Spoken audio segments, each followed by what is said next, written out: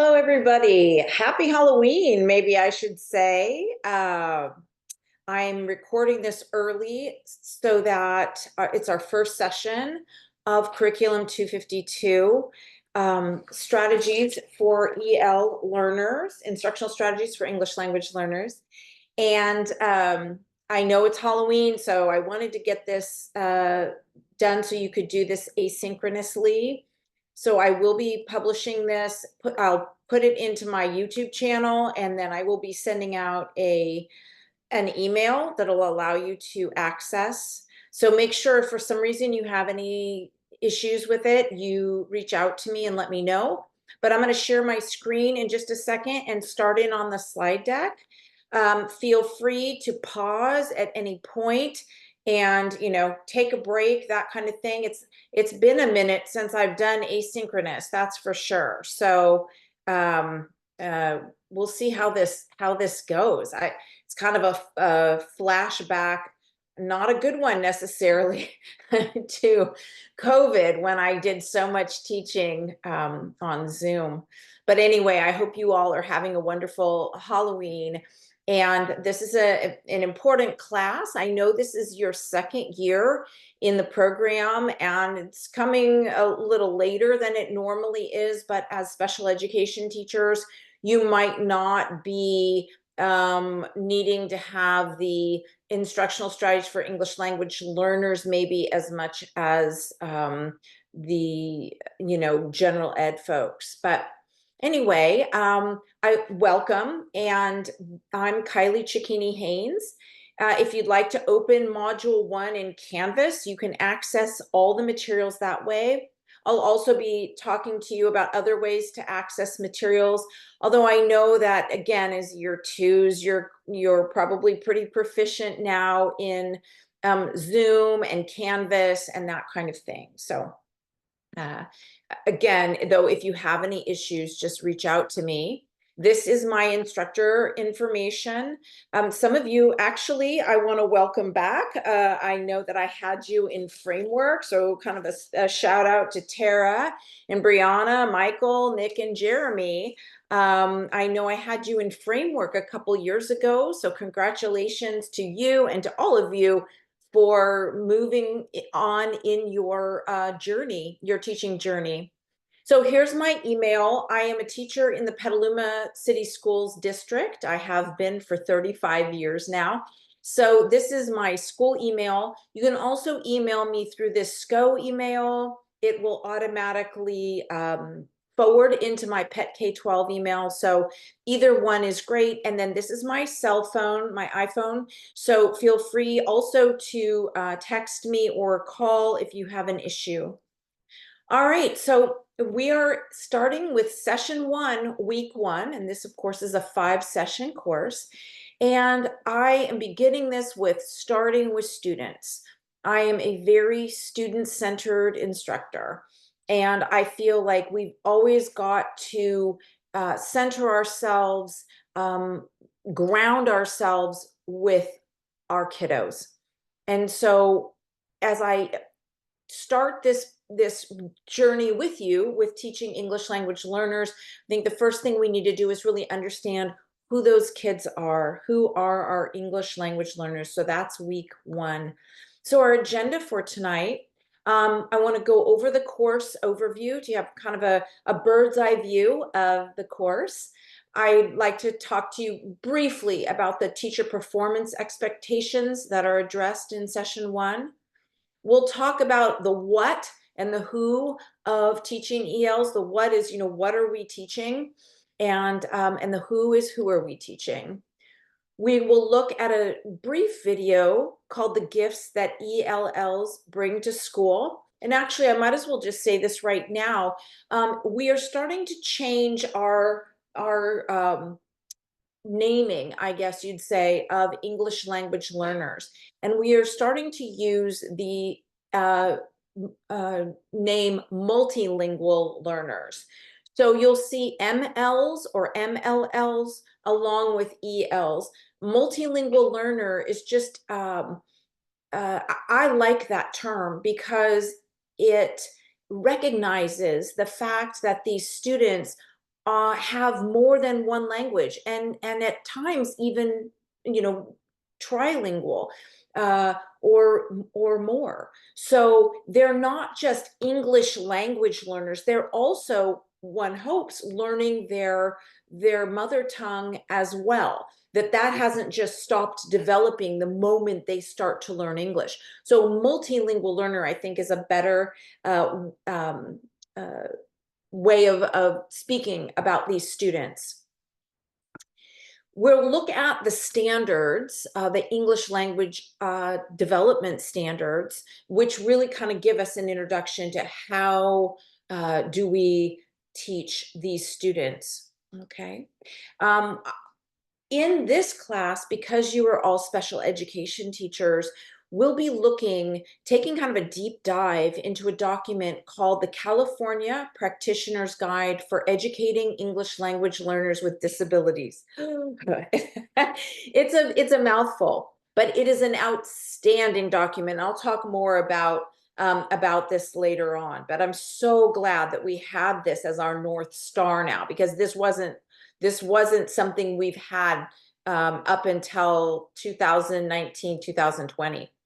All right, also, I'm going to invite you later in this course, or in tonight's session, I should say, to fill in a document that allows you to ask any questions or share challenges that you're having right now. It's going to be a living document, so something you can go back to, something I'll be checking each week myself. And if there's a question you're asking that I'm unable to answer, I'll be reaching out to Jen Guerrero at SCO. She is just the master of all things multilingual learner.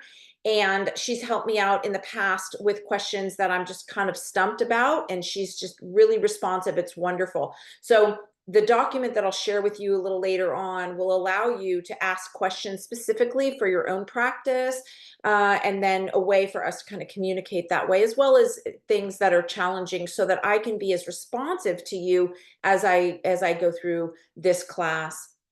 We'll be looking at what I call extending the conversation with independent reading, so things you do on your own. We'll talk about homework for next week, and what the Canvas formative assessment is that I ask that you complete before our next session, which will be Thursday, November 7th. All right, I'll talk more about that later. So our learning objectives for tonight, I want you to understand the overview of the class, the expectations, the grading. We'll look at the universal TPEs, as well as the mild mod and the extensive support needs that go along with those universal TPEs. We'll explore the key features of culturally and linguistic responsive practice. We'll begin to understand who our English learners are and our LTELs. And LTEL stands for long-term English learner. What these students need academically, as well as their social emotional learning needs. We're going to explore the ELA, ELD standards, the English Language Arts, English Language Development Standards, and Framework. As I was looking at this slide the other day, I thought, good grief, what a lot of what I want to say, shorthand acronyms that we have. I mean, of course, we have so many in education and special education particularly. So I want to make sure that I define terms, if you will, so that I hope I don't just assume that you know what some of these initials stand for. We want to explore best practices for referral of an English learner for special education testing. That's going to be something we're going to look at tonight specifically, and have you do some reading in the practitioner's guide, really looking at how best to refer an English learner to special ed testing, and then the questions and concerns that we have going forward. So the syllabus for 252, I'm going to click on this because this is a live link. This is also in your Canvas. You'll notice in yellow here, this is an asynchronous recorded class that takes the place of October 31st class. I'm going to excuse the fact that I'm going to flip through this quickly. I do want to show you that all of these things are linked. Everything you see in blue is a live link. so that if you wanted to really take a look at what we're doing in this course, even before I open the module in Canvas, because I do that a day or two before each session, you have access to all the documents. These are all connected into Google folders. So you could take a look if you wanted to see what is this holistic EL student profile, you can click on it and see. So all the things in blue are live linked and you have access to from now on. Okay.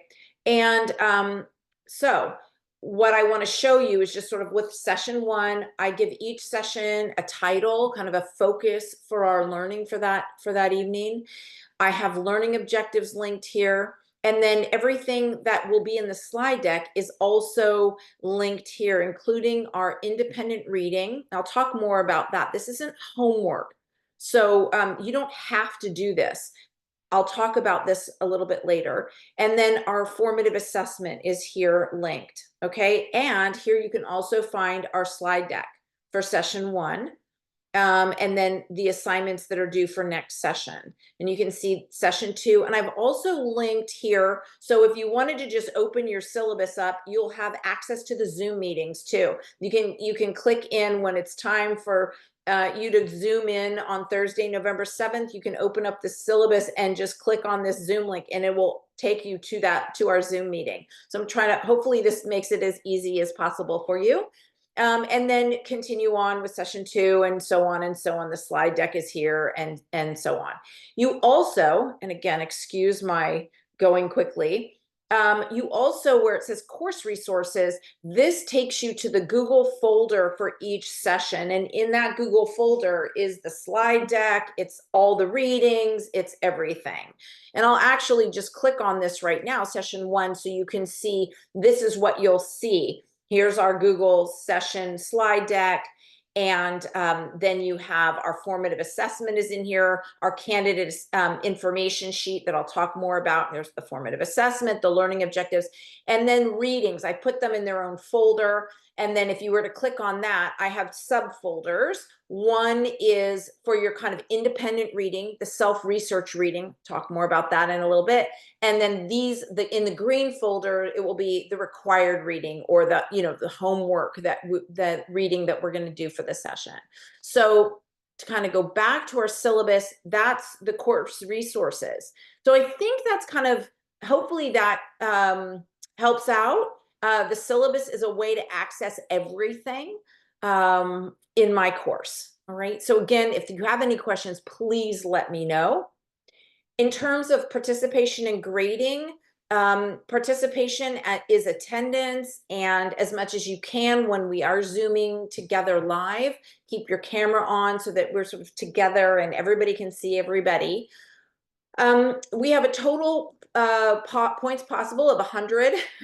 It's easy for me, and hopefully it's easy for you. 90 to 100 points is an A, and 80 to 80 to 89 is a B, and so on. So in terms of the breakdown of the points, attendance and participation is worth 20 points. You get 4 points per class. Now, the way I'm going to do attendance for this class is that you have turned in the formative assessment for session one. When you turn that in, I will then fill in your attendance points, the 4 points for the class. We have this holistic EL student profile, which I will introduce in session two. That's worth 15 points. Our formative assessments are worth 20 points, 5 points each, and you have 4 of them, session 1 through 4. You don't have a formative assessment for session 5.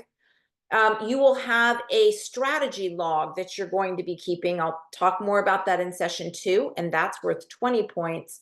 And then an assignment that's due for our last class, which is the lesson plan reflection. You won't be writing a specific lesson plan for this class, but you will be reflecting on one that you have written and taught.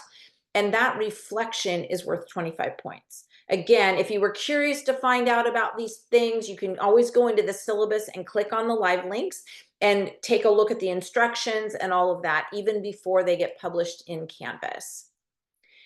All right, candidate information sheet. Those of you that were with me in framework, you did fill out one of these for the framework, but I'm asking again if you would do another one for me because potentially you're at a different school site or you have a new email, that kind of thing.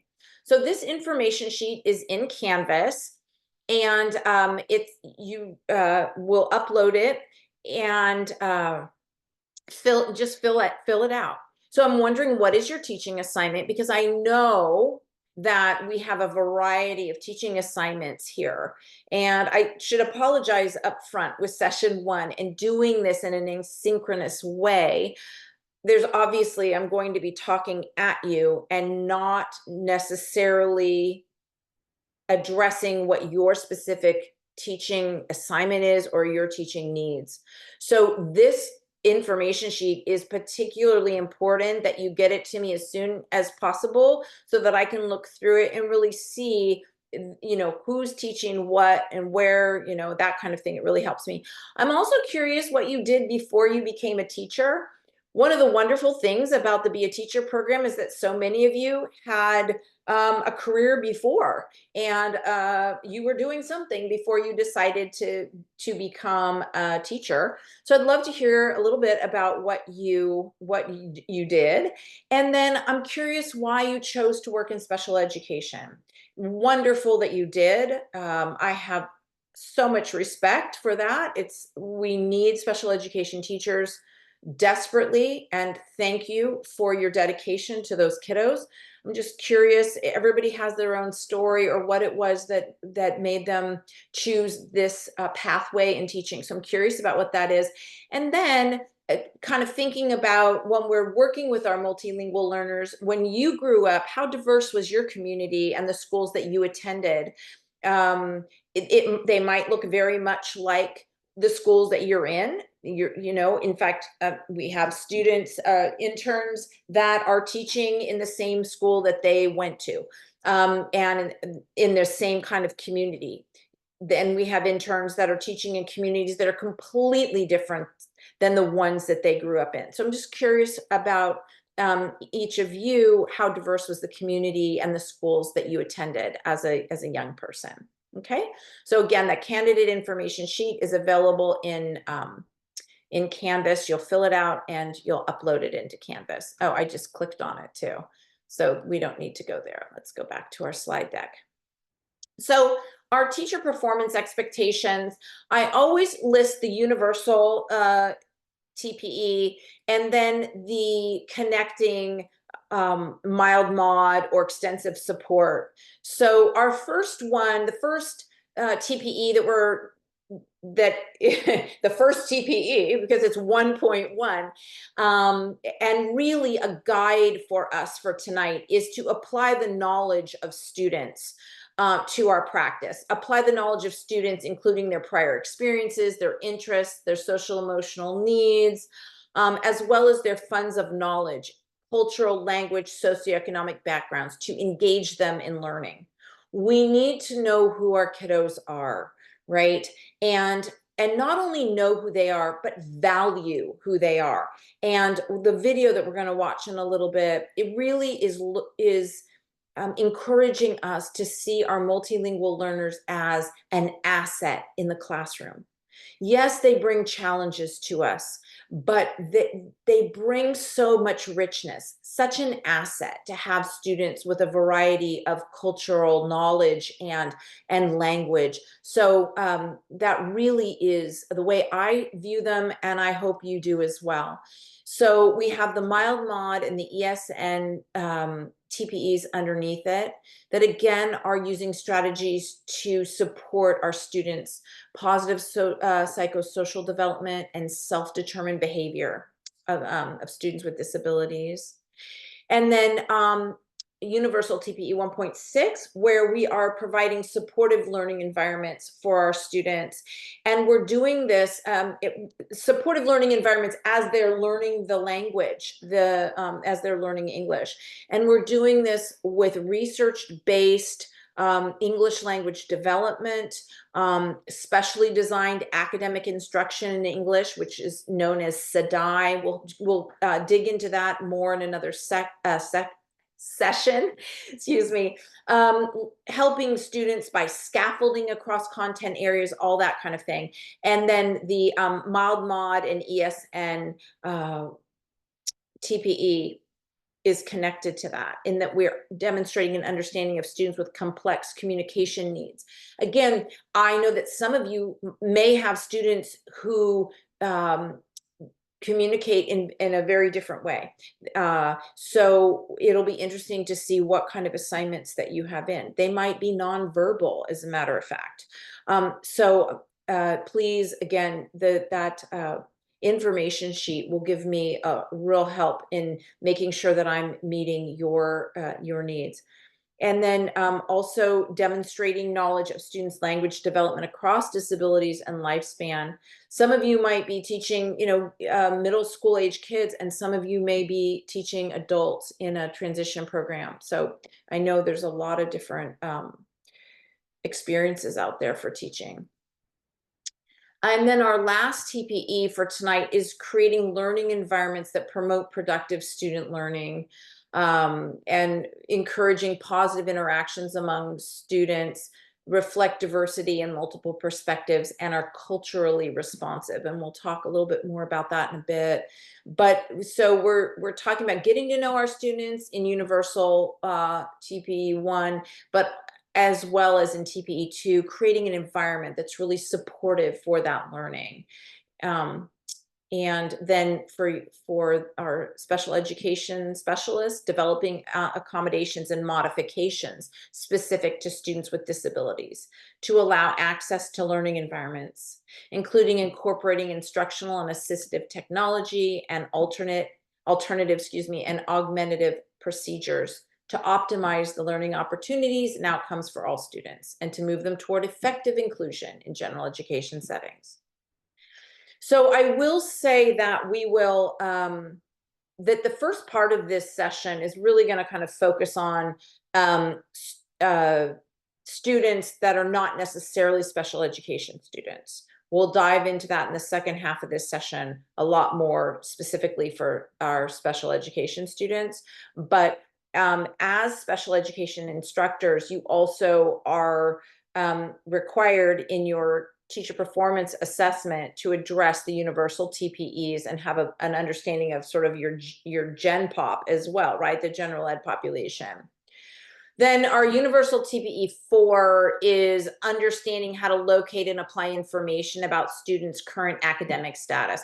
This is something that as special education teachers, you are experts in, is understanding how to locate and apply information about students, assessment data, that kind of thing. So we will talk about that, especially as it relates to identification of students for special education testing. We'll look at that this evening. Okay.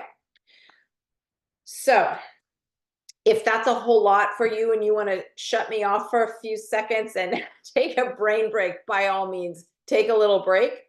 I'm going to continue on with the what. So what are we doing to support our English language learners? We are doing this with culturally responsive pedagogy, linguistically responsive teaching, and culturally responsive classrooms. And I'm going to define sort of each one of those terms and give examples in this next group of slides. All right, so this all comes from this idea of the culturally and linguistic responsive practice, and this slide in particular is taken from using understanding by design in the culturally and linguistically diverse classroom by Heineke and McTighe. All right, so the first piece here is culturally responsive pedagogy. That is what we teach. In order to be responsive to our multilingual learners, we need to pay attention to what we teach. So in a culturally responsive pedagogy, teaching is dynamic and flexible to reflect students' backgrounds, We have to first know who our students are, which goes to TPE1 again, know who they are, and make sure that we are adjusting our teaching so that we reflect our students' backgrounds. We want to facilitate learning that taps into their background knowledge and their experiences, that makes learning relevant for them, that they can see themselves in our teaching. Teachers shape and craft instruction to align with students' backgrounds. I mean, background, background, background, right? That is the word that keeps repeating here. We need to be aware, once again, of who our students are, what their backgrounds are, and making that front and center in our teaching, okay? And then our goal is to make learning more relevant, engaging, and effective for students. So if we keep who they are as human beings at the forefront, we are most likely going to make learning relevant for them and engaging because we see them and they know we see them. All right. Now, linguistically responsive teaching is like how we teach. So our teaching is grounded in theoretical principles of language learning and development.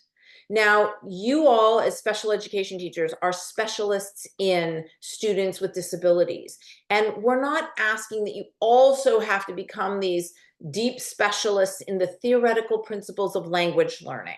Okay, you don't need to become a language development specialist. And a lot of what we're going to do in the next 5 sessions is give you strategies and techniques that are grounded in these language learning development. So you don't have to be an expert to be able to do this well. Facilitation of learning taps into language backgrounds and proficiencies. So what we need to be aware of as we're teaching our multilingual learners is where are they in their language development? We need to meet them where they are. Teachers attend to language demands and scaffold instruction by language proficiency. What that basically is saying is that we as teachers understand when we're giving students an assignment or supporting students with an assignment as a special education specialist, that you are understanding what the demand is for language. Is it a written demand? Is it a speaking demand? Is it a demand on their listening? What do they need? What sort of supports do they need for that assignment or that assessment? And then we're also scaffolding based on their language proficiency, their proficiency in English, okay? And then our goal is to promote disciplinary learning within the specific disciplines, and language development at the same time. And that really is, that's our charge. That's what we must do. But it's also a challenge because as our students are learning the subject, as they're learning math or history or biology, they are also developing their English language proficiency. We don't take them out of the general education, we don't take them out of, general education and say, first, what we're going to do is teach you English, and then we're going to start teaching you biology and history. And no, we do it together. It's done simultaneously. It's a challenge, but that is what we must do. Okay, so we're promoting disciplinary learning, supporting disciplinary learning and language development for students. All right. So this should seem, I know you all are very familiar with these kinds of things, the features of culturally responsive classrooms. And you hear a lot about culturally responsive teaching right now. It's important, but it's something that I'm quite sure that you all are very familiar with, though you might not know that you're doing what you're doing is called culturally responsive. Okay, so classrooms that are welcoming environments where students feel comfortable taking risks, right? A classroom that provides consistent procedures and routines to focus on student learning. This is culturally responsive. Teachers who consistently work to foster community and collaboration within the classroom is culturally responsive. Teachers celebrate students' assets and make them a central part of the curriculum. Okay, that again, that asset-based students who come to us from different cultures, different experiences, that we see them as an asset and make them a central part of the curriculum. Teachers recognize and use students' native languages as resources. So allowing them to develop their native language, their mother tongue, their L1 is one way we talk about it. Their L1 is that primary language. We have lots of ways of talking about their native language. Their mother tongue, their L1, yeah, anyway, so that we use this as a resource. So this could possibly be uh, talking to students about words that are similar in both Spanish and English. And why I use the example of Spanish, I will tell you in a couple of slides that you'll see the majority of the students the vast majority of the students that we have who are English learners or multilingual learners in Sonoma County schools are their L1 is Spanish. All right. Teachers understand the appropriate ways to accommodate student language, such as by wait time and appropriately responding to linguistic errors. Okay. Now, one of the gifts that you all have as special education teachers is that so much of what you do to support your special education teachers are the same things that will support multilingual learners. Okay. It's already baked in the cake for you in the way that you approach your teaching and student learning. So again, I just want to recognize that, because a lot of this is, I'm sure you're nodding your head like, well, yes, of course, of course. Because there's so much overlap with things that support a special education student, support an English language learner as well. Okay. So what culturally responsive classrooms are print rich environments with multilingual supports. So they have not, when I say print rich, I don't mean necessarily you've got posters all over the walls and it's overwhelming. And again, as special education teachers, I think you're uh, aware of that it can be overstimulating too much. But having books around, and books that are written in the students' primary language, is really culturally responsive and supportive. All right, as well as books that are accessible to students as they're learning English. So if you're teaching older kids graphic novels, for instance, things that are more visual. Okay. And then classrooms that provide collaborative opportunities for students to creatively make meaning, for students to work together, to collaborate together. And our Hispanic cultures are particularly collaborative. And there's Zaretta Hammond has in her book, and I'm going to forget the name of this, it's Culturally Responsive Teaching. Yeah, I've got the book right here. I should have pulled it out. But she's got a chart in there that lists different cultures and different countries and how collaborative they are. And our Hispanic cultures, our Latino cultures are very collaborative. America, as you could probably guess, is about at the bottom of the list in terms of collaboration. We are extremely individualistic. Okay, so understanding that our students many of them come from very collaborative cultures, and they naturally work well together, and to use that to help them, support them in learning language and learning just their particular discipline is fantastic. All right, so some more features of culturally responsive classrooms. Teachers set short-term and long-term goals for academic and language achievement. Again, as special education teachers, you are very familiar with this idea of setting short-term and long-term goals. Teachers collect data on students' backgrounds and abilities to guide decision-making. Again, that's right up your alley.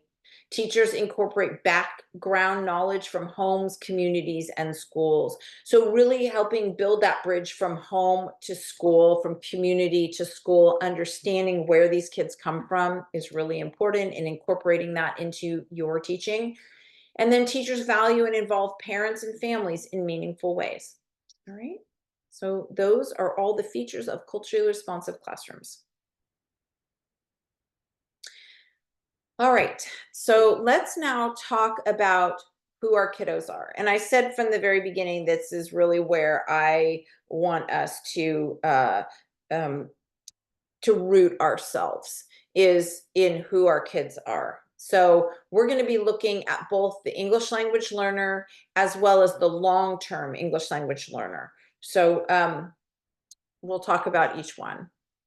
So this is the official definition from the California Department of Education's English Language Arts, English Language Development Framework in Chapter 9. So they are defined as those students for whom there's a report of a primary language other than English on the state-approved home language survey. And then I'm going to go back and talk about that in just a second. And who, on the basis of the state-approved oral language, grades K through 12 assessment, so the oral language assessment, procedures and literacy, grades 3 through 12 only, have been determined to lack the clearly defined English language skills of listening, comprehension, speaking, reading, and writing necessary to succeed in the school's regular instructional programs. Okay, let's unpack this. So when a student enters school in California, it could be in TK, it could be, they come in as 10th graders from another state or country. But whenever they first enter, the parents fill out a home language survey. And actually, this is for, I shouldn't even say this, this is for everybody. When a student begins school in California, all students are given, or not, the parents are given the home language survey. It asks what language is the primary language spoken in the home, and is there any other language but English spoken? Once if the parents mark that another language is spoken in the home, the student then is automatically given an initial test, the initial LPAC test, to see where their English proficiency is, and if it is at grade level. Okay, if it's not at grade level, then they will then be determined that to need English language development support, ELD support. Okay, and this is just saying what tests in LPAC the students are given. So if they're anywhere from kindergarten to 12th grade, they're given the LPAC, their oral language assessment. And then if they're grades 3 through 12, they're also the literacy assessment. Okay. And again, so if they test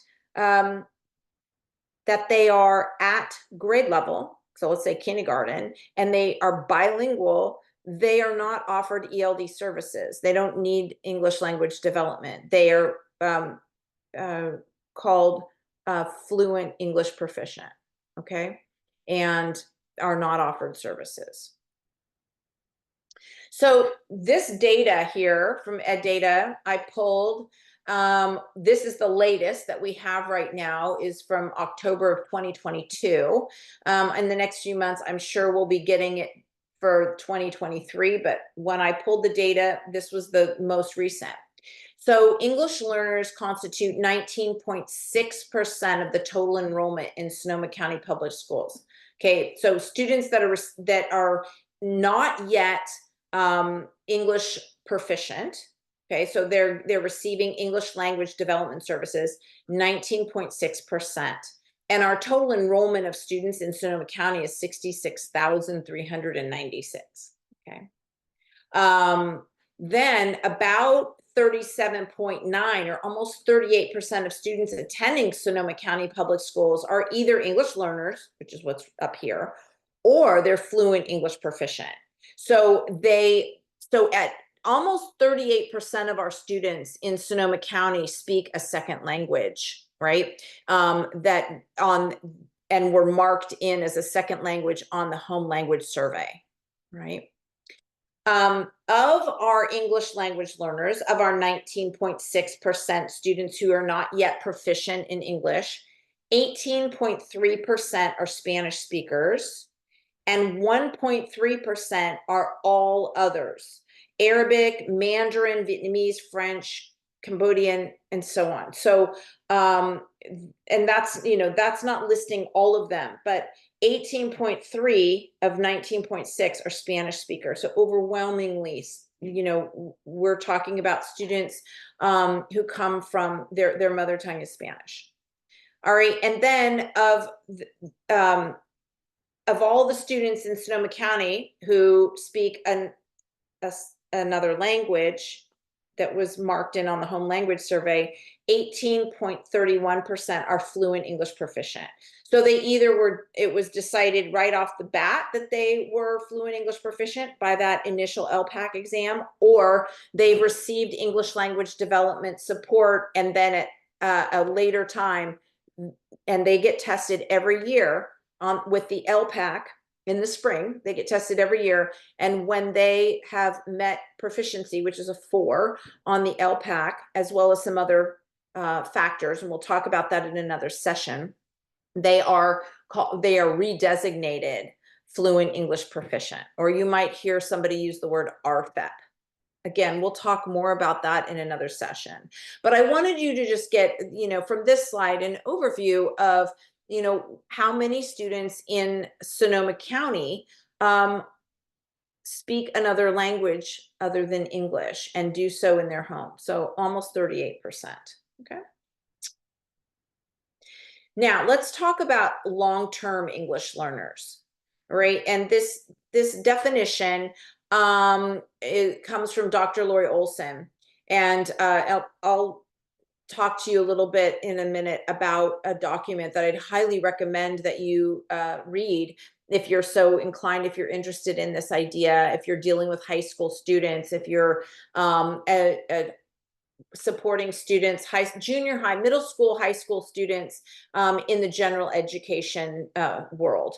So if you're at a regular junior high or high school, right, gen ed, junior high or high school, this might be a document you want to look at. But long-term English learners are defined as students who've been enrolled in U.S. schools for 6 or more years and are stalled in progressing towards English proficiency without having yet reached a threshold of adequate English skills and are struggling academically. They're often orally bilingual and sound proficient in English, but struggle with native language and academic literacy skills.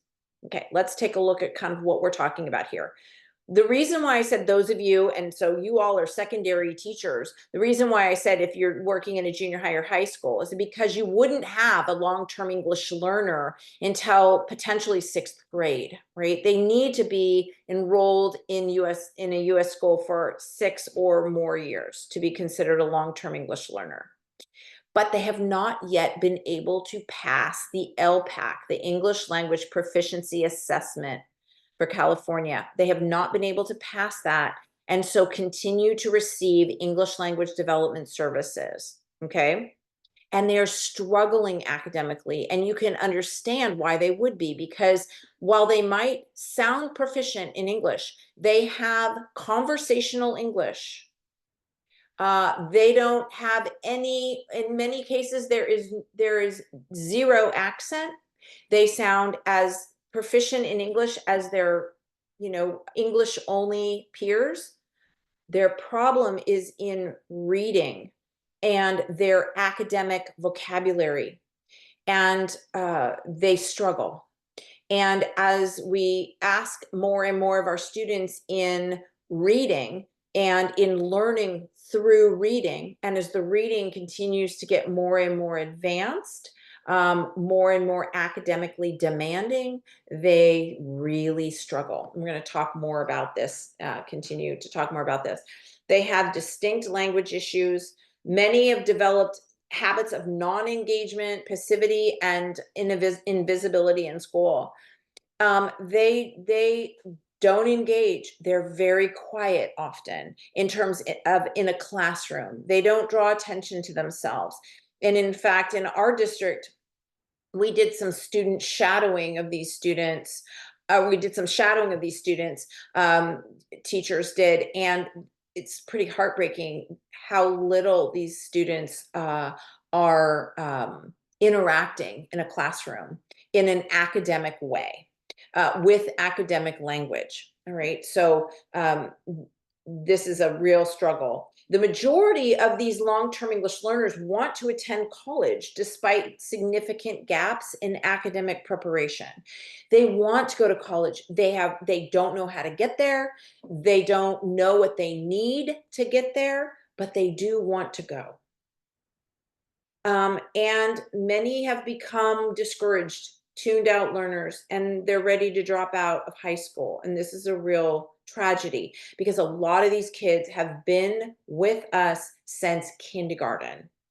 If you, and I'm going to have you take a look at some of the students that you might have, English learners you might have in your classroom.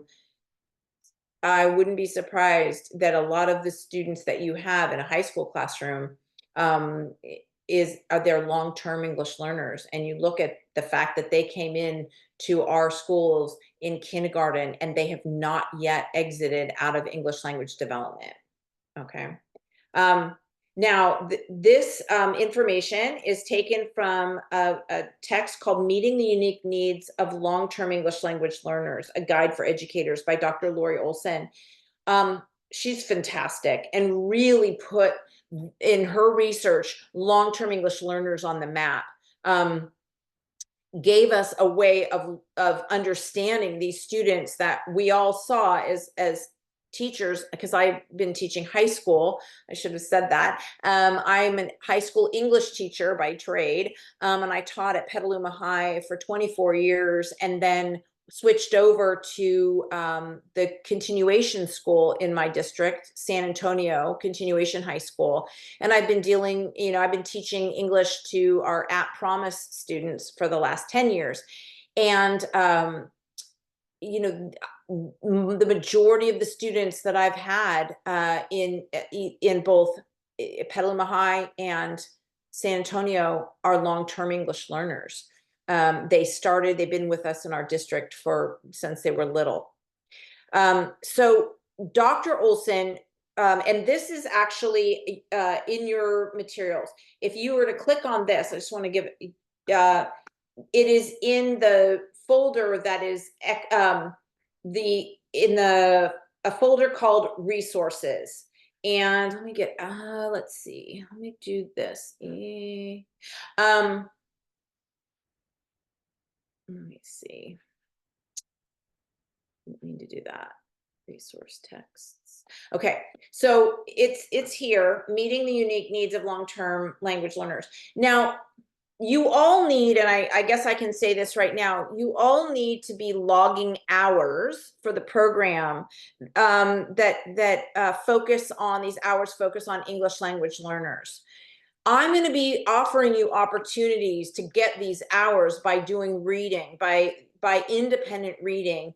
And this text is one of them. If this is something that, if these kids are kiddos that you come in contact with and you want to know more about these students and meeting their unique needs, this is a document for you. Okay, so it's there available for you to read, and then write down how long it takes you to read and log those hours for your EL hours.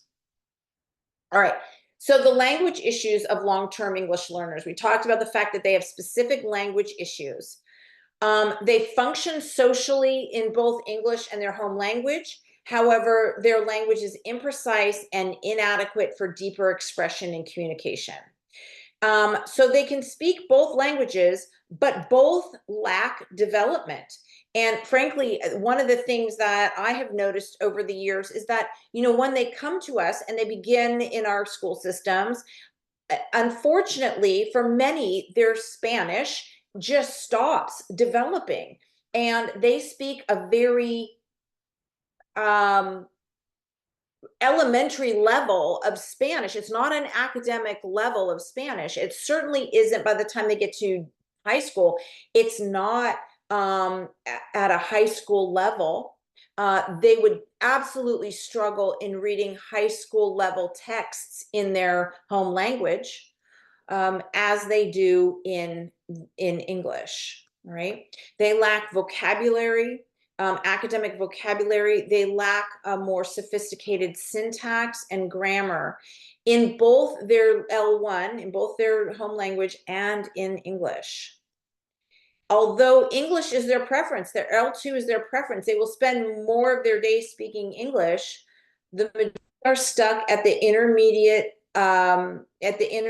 levels of English oral proficiency. Okay, so even orally, so in speaking, they are not at a level to exit out of the LPAC. Their lack of oral and literacy skills needed for academic success. This is, this really, they struggle in reading textbooks, in understanding vocabulary. They're challenged by long written passages. They display weak English syntax, grammar, and vocabulary in their writing. Okay. They have significant deficits in their writing. They approach written down. How do I say it? They approach writing in the same way they would speak. So their writing sounds very much like they're just speaking it right onto the page. They don't understand the sort of switching into a more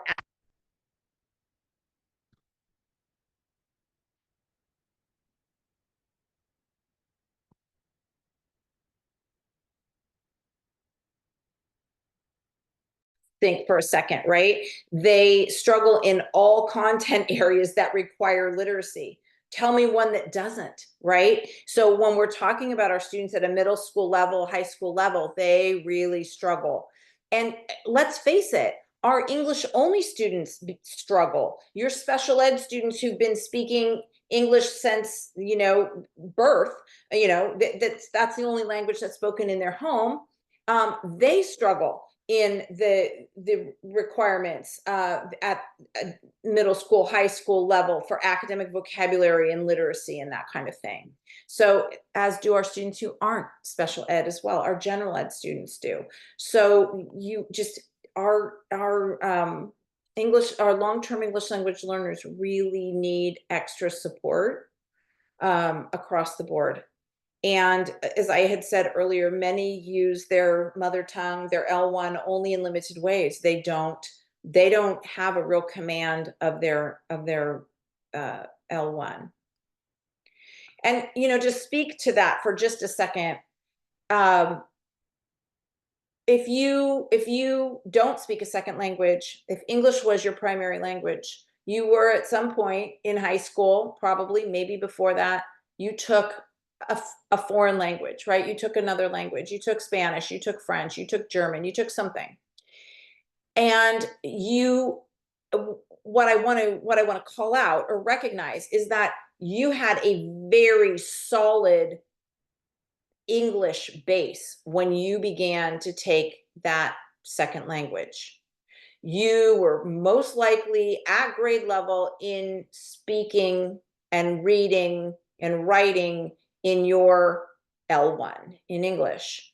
So to bridge the divide between a new language and your L1, you're constantly going back to that L1 and your proficiency with that.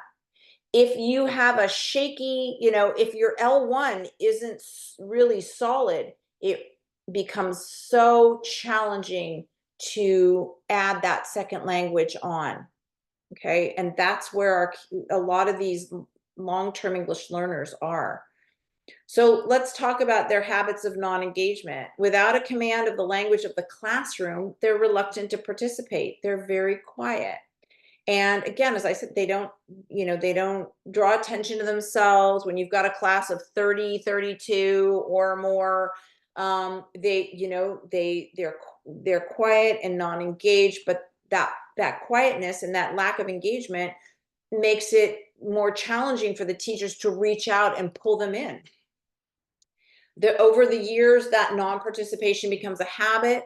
Some remain silent for much of the school day. I kind of talked about that and our observations of students like that. They've not been explicitly taught the study skills or the behaviors associated with academic success and engagement. All right. And, some of these kiddos come from families where they have absolutely the best intentions for their students, for their kids, but they themselves are not familiar with how to navigate the school system here. And they themselves have not necessarily gone to, secondary school or university. So they don't know how to teach or model for their kids the kinds of behaviors that are associated with academic success and engagement.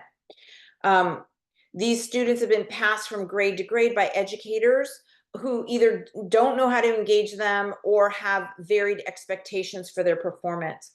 And I in no way want to bag on the educators, because I think sometimes we're reticent to get kids to, pull them out of their shell or to get them to engage. We don't want to embarrass them. We're trying to protect them.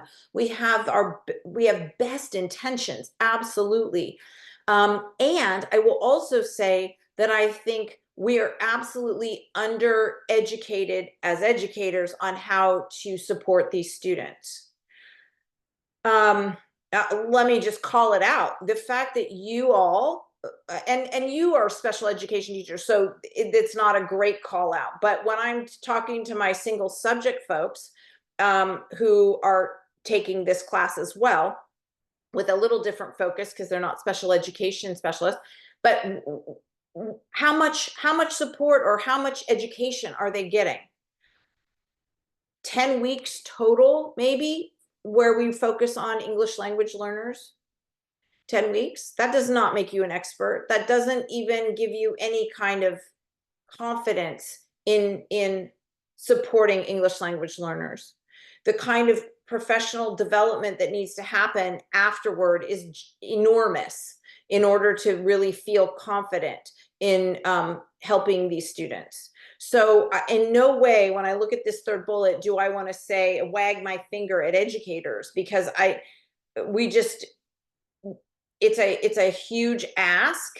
It's a demand, really. We need to know more, but there's so much we need to know in order to become an educator, right? So anyway, I think a lot of teachers don't have the confidence because they don't have the support, the education to really feel like they have the confidence to support these kiddos. But again, if you're interested in this, and this seems like something that is relevant to you in your practice, the readings that I'm going to offer you over the course of the 5 sessions really, I think, will be helpful. These students have a desire for higher education, as I said, even though they have these gaps in their knowledge and they have often poor academic performance. The vast majority of them say they want to go to college. Typically, they're unaware that their academic record and the courses that they take are not preparing them to reach that goal. These students are not in our AP classes, our honors classes. And so they don't know, what the demands are of getting into university, and they're not being prepared to reach the goal of going to college. They're at risk of dropping out. They're tired of not understanding their classwork and doing poorly. Interviews with students indicate that this sense of malaise begins around 5th grade. And let's talk about why that is. And again, all this information comes from Dr. Olson in her document. But with this idea of why 5th grade is because really this is when the demands of reading become really serious, right? Where up until, 3rd grade, 4th grade, students are learning to read. After that, they're reading to learn. And if they don't have the proficiency with reading that they need to, they really start to struggle in around 5th grade. By high school, this group is disengaged, having internalized a sense of failure, Some LTELs no longer see themselves even as belonging in school, and the dropout rate is estimated to be 4 times greater than the average. And I will tell you, the majority of our students at San Antonio Continuation are Hispanic. And this is in large part because they have not been successful at Petaluma High or CASA, because they don't have the reading level, the writing ability, and they start to disengage and they start failing. And so they come to our school for credit recovery, because there's no way, if they were to stay at CASA or Petaluma, that they would be able to graduate on time. So they come to us. But so I see this absolutely up close and personal, as what, you know, in the teaching assignment that I'm in, that they are on their way to dropping out, okay, because they just have been disengaged for so long. It's heartbreaking. All right, so to kind of bring it back after, you know, the sort of depressing idea of what our that we have these long-term English learners in our classroom and they're not being served well. Let me say again, a huge shout out to Dr. Olson, who brought this population into very clear focus with really impactful texts that focus on these kids. And not just a what do I want to say? Not just admiring the problem, but with specific and actionable things that we can do as instructors to support these students. So her texts are not just, oh, whoa, this is so sad, we're not serving these kids, they've got all these issues. No, she lays out the problem, but she goes far beyond that, and lets us know that one of her documents that I will share with you later, is called Reparable Harm. We can repair the harm. So I think that's the good news. All right, so back to let's appreciate the richness that these students bring to our classrooms. And this is a brief little video from Coloring, Colorado, that talks about the gifts that they bring. So I'm going to just play this here for you. We see our students as having gifts. It's not a detriment to speak another language. It's a gift. Some of these babies are traveling to different countries, having to assimilate in different communities with different family members, with different friends and classrooms. That takes a high level of emotional intelligence, which to me is a gift to be able to do successfully. And I don't think we give our second language learners and our immigrant students enough credit for what they have to do as children. Lord knows I couldn't do it as an adult. So our staff sees these gifts in our students, not just the academic gifts, but the emotional talents. And we try to really reach out and find those gifts and talents. And I'm very proud of one of the things that we do at Minnieville is we have a very high number of students found eligible and brought up for eligibility for gifted.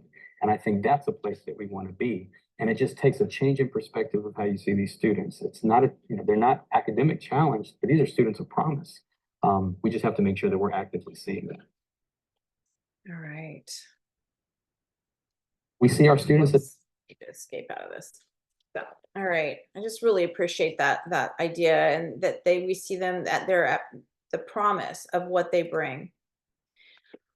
Okay, we're gonna again, this might be a good time for you to switch me off, go take a lap around the house, get a beverage, whatever you need, because the next part of this is going to be kind of looking at the standards and the kind of what we're charged to do with our English language learners. Okay.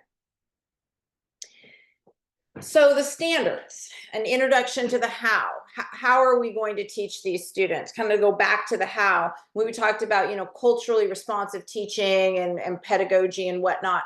But we also have very clear guidelines in California through our English language arts literacy standards, our English language development standards, and a document that sort of marries the two of these together, the standards together, our ELA ELD framework. So I want to look at each of these a little bit.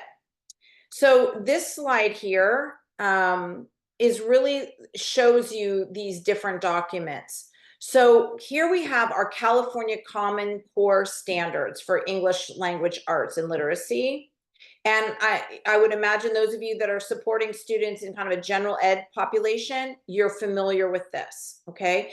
Your social science teachers are using this, science teachers, technology, because this is really around literacy, okay? So so this is sort of like, what are we teaching? The standards tell us what we're teaching at different grade levels. Our English language development standards are also tell us what we are to be teaching, what our students need to know and be able to do at each level, kindergarten through 12th grade. So this is the what our students should know and be able to do, right? The how do we do this? That's where the ELA, ELD framework comes into play. The framework is a gigantic document that you may have been you may have been familiar with this or be familiar with this through one or more of your classes in the Be a Teacher program. But the ELA, ELD framework is really a helpful document to kind of take the standards, and tell us, well, how do we do that? What does that look like actually in practice in a classroom? And it's a great document. Now, I have a video linked on this slide here. And again, this is not as a homework, but if you watch this video, it's not real long, please write it down for your self-research time, for your EL self-research time. Okay, so it's an overview of the ELA ELD framework, kind of gives you, because again, as I said, this is a giant document. I want to just click on this cheat sheet here and show you this is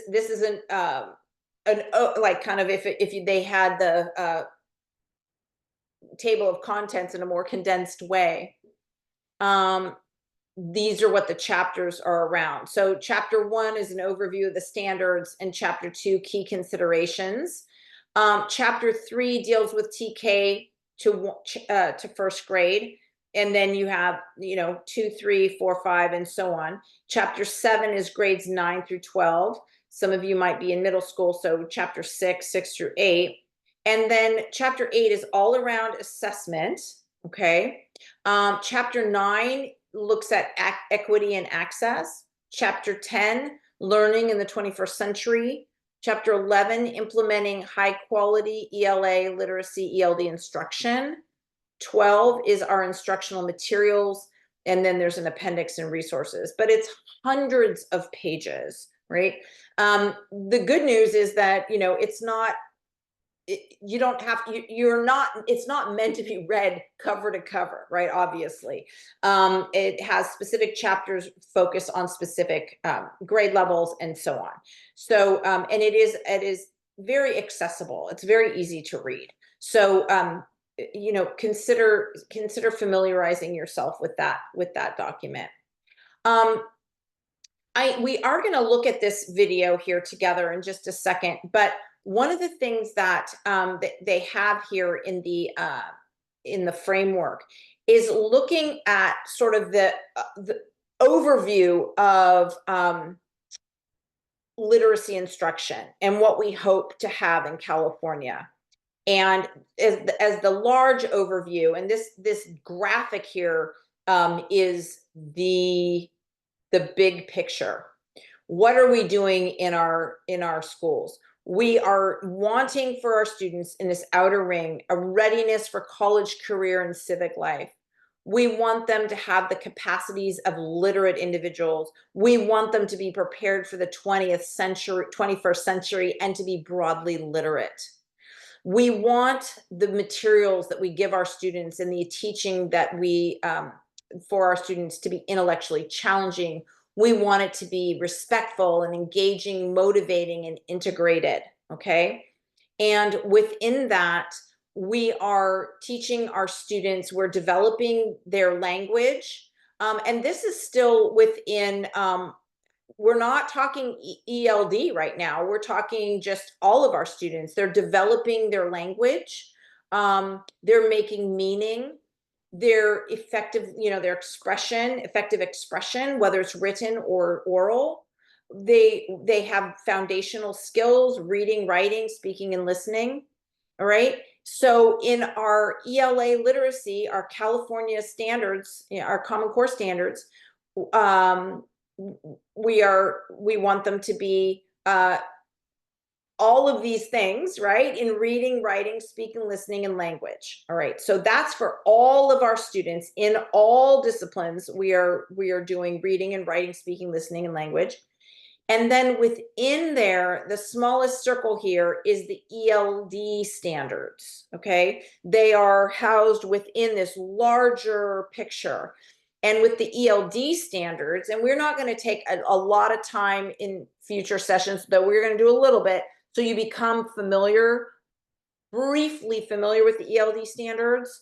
But within the ELD standards, we have sort of 3 strands: using English purposely, interacting in meaningful ways, and understanding how English works. It's the ELD standards are kind of broken up, each standard, into these 3 strands. Okay. So I'm going to click on this. She'll talk a little bit about this graphic here.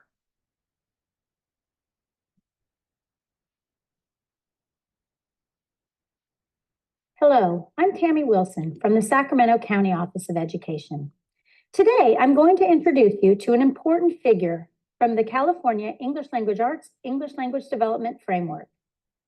In Chapter 1 of the ELA-ELD framework, Figure 1.2, the circles of implementation of ELA literacy and ELD instruction, is introduced. This graphic is designed to provide the big picture of California's ELA literacy and ELD instruction. Let's learn more about this important figure found in the ELA-ELD framework. The circles of implementation of ELA literacy and ELD instruction, also known as the circles of implementation graphic presented on the slide, is Figure 1.2, introduced in Chapter 1 of the ELA-ELD framework. It provides a visual representation of the conceptual design of the framework and is used as an organizing structure for the grade span chapters. The outer ring identifies the overarching goals of ELA literacy and ELD instruction. By the time California students complete high school, they should be ready for college, career, and civic life, have attained the capacities of literate individuals, become broadly literate, and develop the skills for living and learning in the 21st century. You will see evidence of these broad goals woven into the framework. The overarching goals are readiness for college, career, and civic life, capacities of literate individuals, broadly literate, and 21st century learning. The white field identifies the context in which instruction occurs. The ELA-ELD framework calls for an instructional context that is integrated, motivating, engaging, respectful, and intellectually challenging for all students at all grade levels. Circling the standards are the key cross-cutting themes. Instruction across the strands of ELA literacy are reading, writing, speaking and listening, and language, and the parts of ELD instruction, interacting in meaningful ways, learning about how English works, and using foundational skills, focuses on meaning making, language development, effective expression, content knowledge, and foundational skills. These themes highlight the interconnections among the strands of the California Common Core State Standards for ELA literacy and the parts of the California ELD standards. At the center of Figure 1.2 are the 2 sets of standards. The center and core of the figure represents how the California ELD standards are nested within the California ELA literacy standards. Both sets of standards integrate reading, writing, speaking and listening, and language development as expressed in the 5 key themes. The standards define grade level year-end expectation for student knowledge and abilities and guide instructional planning. The California ELD standards provide English learners with full access to the California ELA literacy standards and other content area standards. The standards are the pathway to achieving the overarching goals of ELA literacy and ELD instruction. This figure illustrates how the goals, context, theme, and standards intertwine to create a learning environment that fosters students' achievement. Next, let's develop our understanding of the key themes. To learn more about the 5 key themes, download the handout that provides a brief introduction to each of the 5 key themes. Both the full version of the ELA-ELD framework and the executive summary can be downloaded from the California Department of Education website. The link to the webpage is on the slide. Thank you for watching the introduction to the circles of implementation of ELA literacy and ELD instruction. All right, I could see, I put on the closed captioning and it wasn't great. But anyway, I know that that was kind of a repeat of what I said, hopefully maybe a little clearer than how I put it. But I really, I think the takeaway that I want you to get from this is that the ELD standards are there to support the ELA standards and vice versa. By teaching the ELD standards, we are getting our students prepared, for those ELA literacy standards, but we're doing it concurrently. We're doing it simultaneously because, as I said, we're not pulling these kids out and just getting them proficient in English first and then teaching them content later. It's happening at the same time. Okay, so they're working with the Common Core standards in literacy, ELA literacy, as they are also working on their English language development standards. All right, so back to our why. What are we, what is all this about? It's about our students. It's about supporting our students. And I found this sweet, sweet picture. And sometimes, particularly when I, with my high school kiddos, sometimes it's just a sweet thing to go back and look at their pictures in their CURR folders of their little faces and how excited and happy they seem to be in school and in education. And just to kind of center ourselves back in that, and it's all about our kids. We are doing this in service for them and their future. So I'm going to invite you again to take a little break, because in this next section we're going to be diving in specifically to our English language learners in special education. All right, so our English language learners in special education. We have a document that has absolutely saved the day as far as I'm concerned. I will tell you that when I've been teaching a long time and working with special education teachers and supporting them as both an English teacher and as a ELD teacher. And it was the wild, wild west. I felt like we had no clear direction on, especially in special education, how to identify English language learners in special education. And as a result, it has been my experience in my district that we were way over identifying our English language learners into special education. And I can't speak for all districts and so on. And I think things are changing in my district now that we have this really clear direction and document from the state Department of Education. I'm hoping you are familiar with this at this point, because you're year 2 now in the program, in the Be a Teacher program. But if you are not, welcome to this document. And it is, again, really helpful.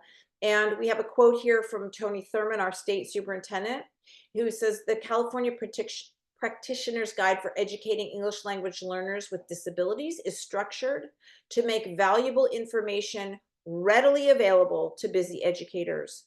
It contains lists of key questions addressed in each chapter, sample forms, checklists, illustrative scenarios, tables, illustrations, frequently asked questions, links to additional resources, and other visual and organizational elements to improve the accessibility of the text." it really is well organized, I think, and it does, because you are so busy, you've got so much going on. I think it's easy to kind of turn to what you need here. And I love the forms and the checklists that are created here. That actually a lot of them were taken from San Diego Unified, which was miles ahead, I would say, in their dealing with English language learners, and really had systematized and created some really strong systems within their district, for English language learners and English language learners with learning disabilities. So shout out to them. So what I'd like us to take a look at real quick, and this is linked on the slide, and so it should show up here. This is the California Practitioner's Guide, and I'm going to be breaking this up as homework for you. We won't read the whole thing, but I do want to take a look kind of as an overview. I always like doing sort of the flyby bird's eye view before we dig in. I want to kind of show you the overview of this. So there's the beginning, the message from the superintendent, and kind of an introduction and the purpose of the guide and all of that. I'm not asking that you read that, though. Any of this, if you're interested in going further with it, anything that I'm not assigning for homework, you're more than welcome to read and then log your hours. So section 1, we're not going to be reading, and that really is the identification of English learners and talking about multi-tiered systems of support and pre-referral intervention. So these are things, if I was with my gen ed teachers, section 1 would be something we'd be looking at, like how do we provide multi-tiered systems of support for our English language learners, to figure out whether or not they should be recommended for special education testing. All right. So is this a language development issue, or is it a learning disability? First, we need to do those MTSS, those systems of support before. So I just want you to know that is not a chapter or a section that we're going to be looking at. What we're going to be digging into is section 2. And specifically for today, for session 1, and your homework for session 1 is this pre-referral and referral assessment and IEP processes. Okay. This is, I'll have you read chapter 3 right here. Okay. So it's about 30 pages or so, a little over 30 pages for chapter 3. And it is in your reading materials, just chapter 3. All right. Here's like just a little preview of chapter 3. There's the chapter overview, and then considerations for referral of English learners for assessment. Okay. And I'm gonna do an overview to kind of get you ready to read chapter 3, some of the things that they talk about in chapter 3. What are some of the pre-referral data that should be reviewed? Okay. And what is an appropriate referral for an English learner to special education? I like the student scenarios. Those are great. That just takes, and in fact, the student scenario takes a student and the student all the way through in this document. So it takes them in section 1 through the multi-tiered systems of support, and then on to appropriate referral and so on. So it's sort of this thread that runs through the document, which again, I think is really, it takes sort of the theoretical and applies it specifically to a kiddo. All right. And then it also has a section on frequently asked questions, which I think can be really helpful. And then references for further looking, for further research. So considerations for referral of English learners. We're going to be looking at these different pieces, but these 6 considerations are looked at in the document. Let's see if I can come out of this and get us into. I want to get us back into slide mode is what I want to do, but it's not letting me do that. All right. Okay. So the first consideration that it talks about in chapter 3 is the role of the school environment. Looking at that as we think about a student who may need special education assessment. So the school environment, including classroom instruction in the core curriculum, designated and integrated ELD instruction, and classroom interventions. What roles have these played? Has the student received multi-tiered systems of support? Have there been, and for how long? And what have they received? What sort of supports have they received? Now, this is an important little note that ELD instruction, English language development instruction, is not an intervention and is part of the required core curriculum. We don't consider ELD instruction to be an intervention, okay? It is required to help them access the core curriculum if they are not yet at grade level. Okay.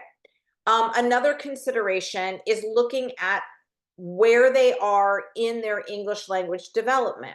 And we're going to talk about this in another session so that you become more familiar with and comfortable with looking at their LPAC results, understanding what the results are actually saying about that student's English language proficiency. So we're looking at what their level, their current level is, and what does that mean in terms of their ability in the classroom, all right?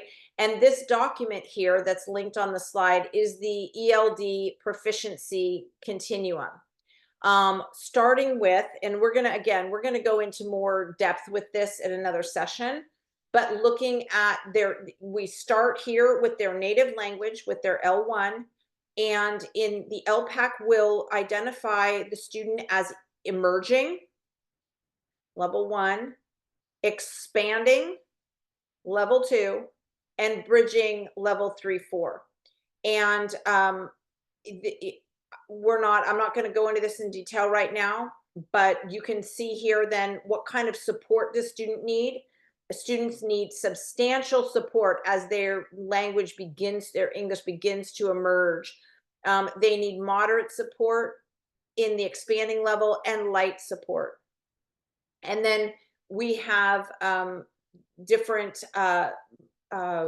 strands within these proficiency descriptors where the mode of communication, collaborative communication, interpretive, and productive.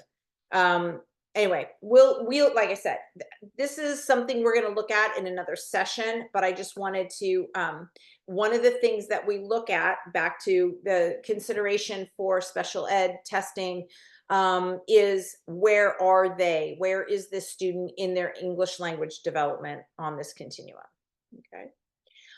We're also looking at the student's language acquisition versus their disability.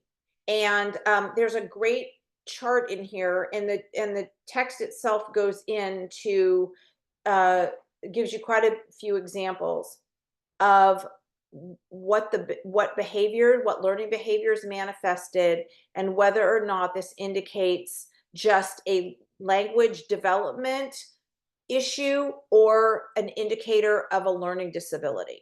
Okay, and I'm going to actually pop this up here. Okay, so that you can see it larger.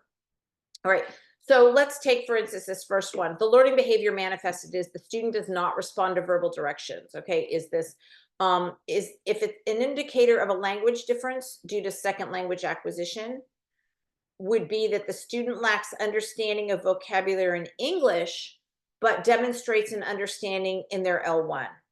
Okay, so they don't have any problem responding to verbal directions in their home language, but they do in English. Then this is probably an indication that this is a language development issue, not a disability. However, an indicator of possible learning disability is that the student demonstrates confusion when given directions in both their L1 and their L2. This may be due to a processing deficit or low cognition, right? And if you go all the way down here, here's the core test, the litmus test, is that if the learning behavior manifested, if the issue is taking place both in English and in the student's home language, then there's probably reason to think it may be a learning disability, okay? If it's just a language development issue, it's going to just show up in the English issue, right? That they won't have that deficit in their L1.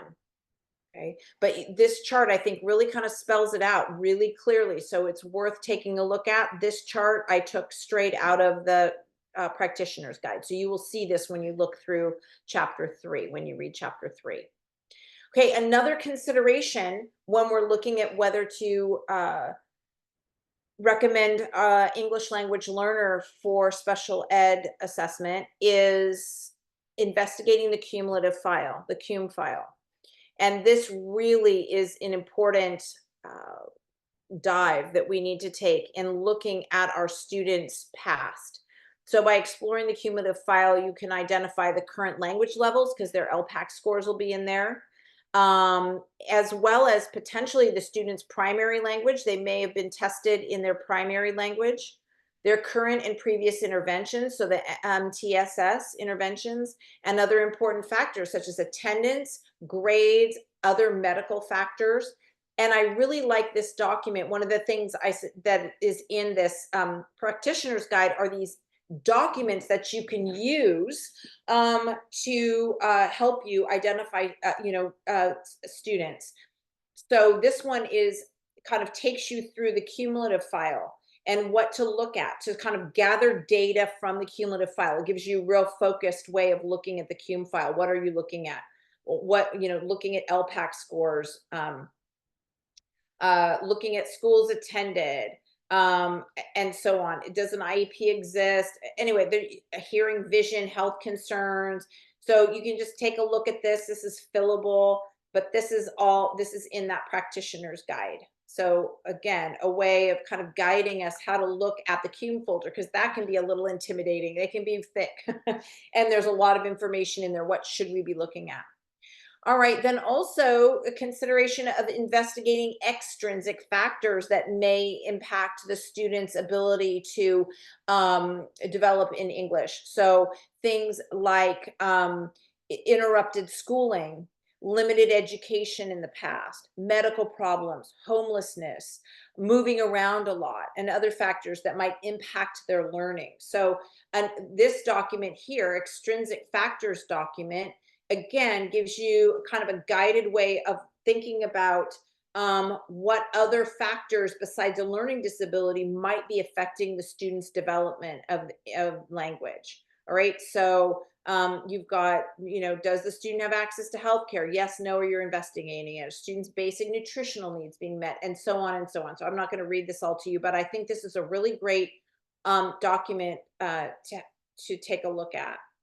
Then consider intervention review, reviewing the previous interventions and intervention data that inform how students responded to the interventions to determine if the student made enough progress to eventually close achievement gaps. And this document allows you, again, gives you places to gather data thinking about the interventions that were done before.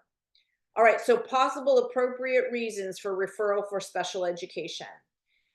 I know this is a lot of this is it's a lot, but what we're trying to do is not over identify and not under identify. That those students that are learning English, that if they are in special education, that it is because they have a learning disability and not because they're learning English, because learning English is not a disability. Okay. So this kind of goes to what I was saying before, that the student is exhibiting academic or behavioral difficulties in both their primary language and in the English language. Both the general ed teacher and the English learner specialist indicate that the student is performing differently from his like peers.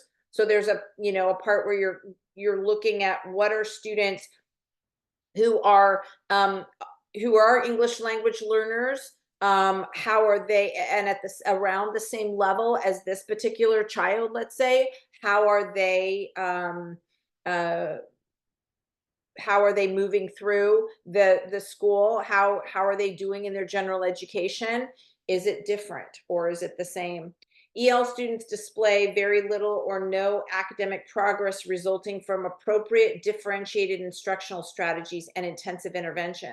So our kids that should be tested are those that know, even though we can document that they've had really strategic um, uh, instructional, differentiated instructional strategies. They've had really intensive interventions over time with data gathered from that there seems to be little or no academic progress resulting from these.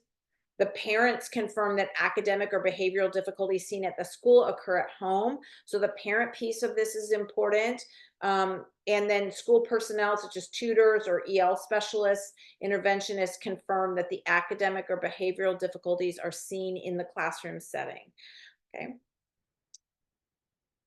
Okay, and this, I really like this too. So this is a helpful resource for the initial referral for special education testing.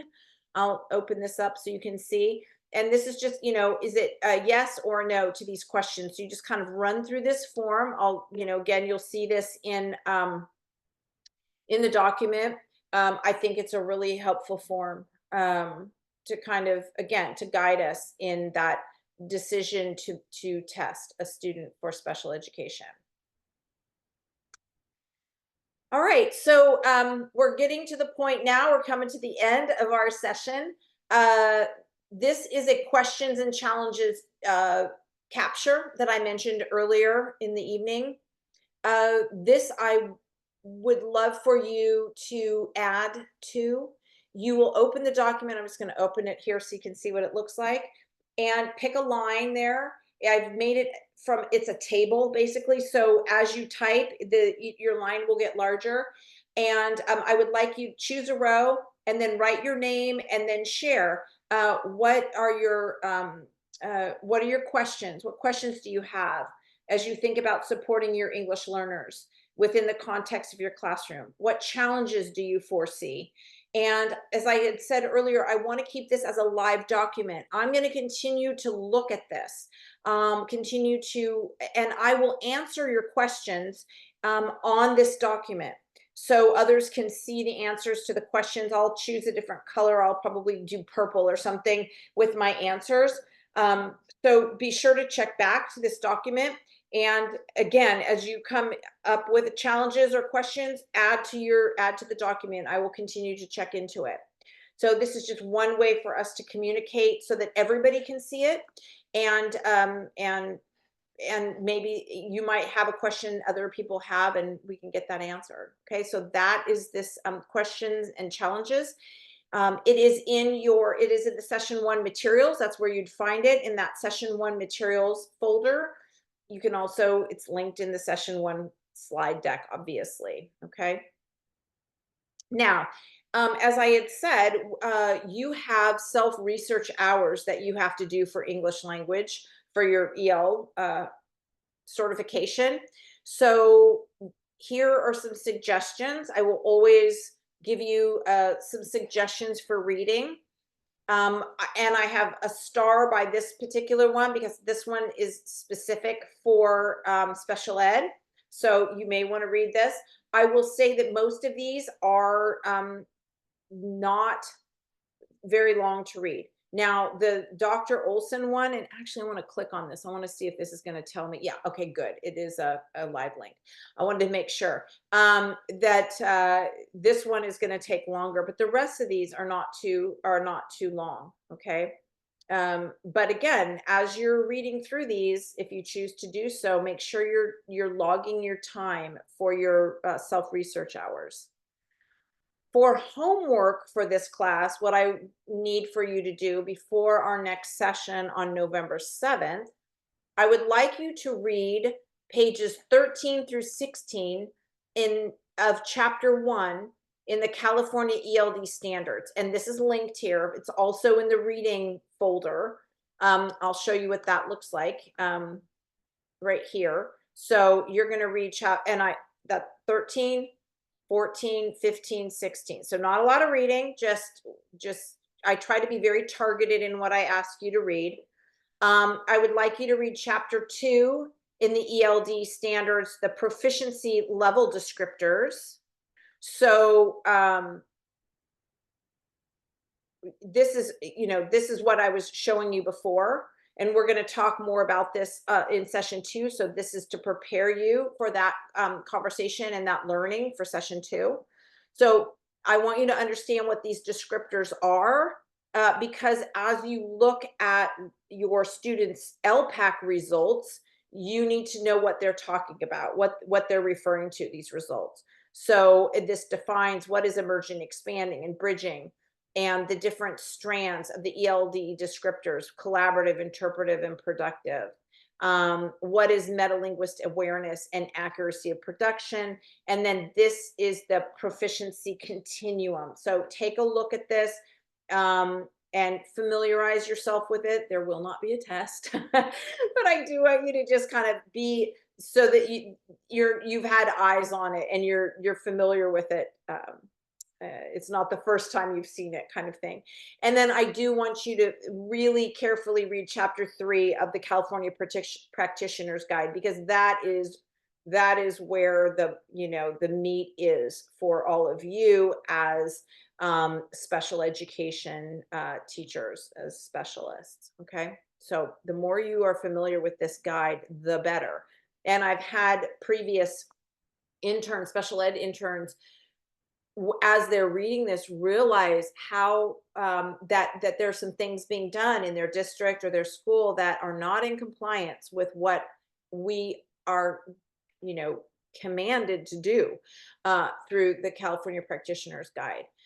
So please know, as you're beginning this journey as a special educator, special education teacher, this is time well spent in really understanding what we are being told we must do for our English language learners, okay, with disabilities. All right, and then our formative assessment in Canvas, that's where you'll find it. But I do want to click on this link because I just want to show you what the question is and kind of have you understand what my expectations are with this. So the first part of this is just talking about, reviewing, reminding us what we talked about tonight, that our primary focus was starting with students who are our English language learners. So we approached it, I hope, from a values added standpoint, and we watched the video clip, the gifts that ELs bring to school. Additionally, we looked at considerations and appropriate reasons to make a referral for an English learner to be tested for special education. Now, this formative assessment is, I want you to do it after you read chapter 3 in the California Practitioner's Guide. I need you to have that knowledge before you approach this, because I want you to, the student scenario in chapter 3 brought the best practices to focus. So I want you to be thinking about those best practices that are in chapter 3, as well as, this idea of a values added approach with our ELs. And then this is the writing task. Based on the reading and the viewing that you did, what resonates with you? How does this value added approach to our EL students support them within your classroom community? How might it help them as they face the challenges of learning? How does the content we explored in session 1 address universal TPEs 1.1, 1.6, and 2.2, and their corresponding mild, moderate, extensive need TPEs? Now, I ask you to respond in 7 to 10 sentences. I know you could write an entire paper on this writing task. You don't have to cover all of it. I really want to know, gives me a chance to read what you're thinking about, what's top of mind for you, what's resonating with you, what is applicable to you and your practice, what questions do you have based on what we were talking about in session 1, that kind of thing. So this is not a gotcha. This is an opportunity for me to understand more of what's, like I said, what's top of mind for you. And how is what we talked about today what are you taking from tonight and applying to your practice, your classroom, your kiddos, okay? So again, if you have any questions though, please feel free to reach out, but I would like you to have watched this asynchronous class, this Zoom, and have completed the formative assessment and the candidate information sheet before our next class on Thursday, November 7th. And of course, that one will be synchronous. We will be doing a Zoom meeting all together where we're seeing each other's faces and you are able to ask questions in real time. All right, so I hope you had a wonderful Halloween. Good night, be well. I will see you via Zoom on November 7th. And what we're going to kind of focus on for that second week is, I call it orienteering, where I believe we need to know exactly where we are so that we know where we need to go. So that where are we is really going to be focusing on understanding where our students are with the LPAC, you know, where are they, what level are they testing at? What is their proficiency? What are their struggles? And then setting goals where we need to go from where they are. Okay. So that's going to be our focus for week 2. So I hope you have a fantastic evening, a wonderful week ahead, and I will see you on Thursday. All right. Good night.